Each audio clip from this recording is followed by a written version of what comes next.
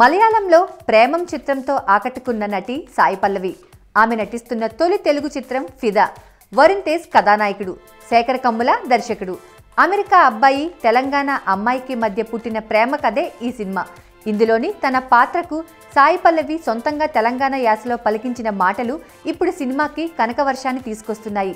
కేవలం వీకెండ్లోనే 25 కోట్ల గ్రాస్తో దిల్ రాజుకి 10 కోట్ల లాభాల్ని తెచ్చిపెట్టింది ఈ cinema. Shekhar Kammula brand, Sai Pallavi acting జత కలిసి ఓవర్సీస్లో రికార్డ్ కలెక్షన్స్తో దుమ్ము రేపుతోంది ఫిదా. ఇక తెలంగాణ భాష యాస యొక్క తీయదనాన్ని, గొప్పతనాన్ని ప్రపంచానికి చాటి చెప్పింది అంటూ తెలంగాణ సమాజం నుండి పలు కితాబులు అందుకుంటుంది హీరోయిన్ సాయి పల్లవి. టాలీవుడ్లో అందరూ తెలంగాణ యాసను, భాషను కించపరిచే విధంగా కమీడియన్స్, విలన్స్తో మాత్రమే తెలంగాణ భాష మాట్లాడించి లీడ్ క్యారెక్టర్లకి ఆంధ్ర భాషని పెట్టి ఇప్పటి వరకు తెలంగాణ భాషని తీవ్రంగా అవమానపరిచినోళ్లే ఎక్కువ. తెలంగాణ భాషలోని కమ్మని ప్రేమ, నిజాయితీతో కూడిన అమాయకత్వాన్ని శేఖర్ కమ్ముల సంపూర్ణంగా వినియోగించుకొని ప్రేక్షకుల మనసుల్ని గెలుచుకున్న విధానం బేష్ అంటూ కామెంట్స్ వస్తున్నాయి.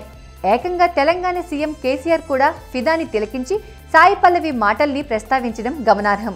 ఇక అభిమానులు కూడా సాయి పల్లవిని తెలంగాణ ఆడపడుచుగా కీర్తిస్తూ సోషల్ మీడియాలో కొన్ని పోస్టులు హల్చల్ చేస్తున్నాయి.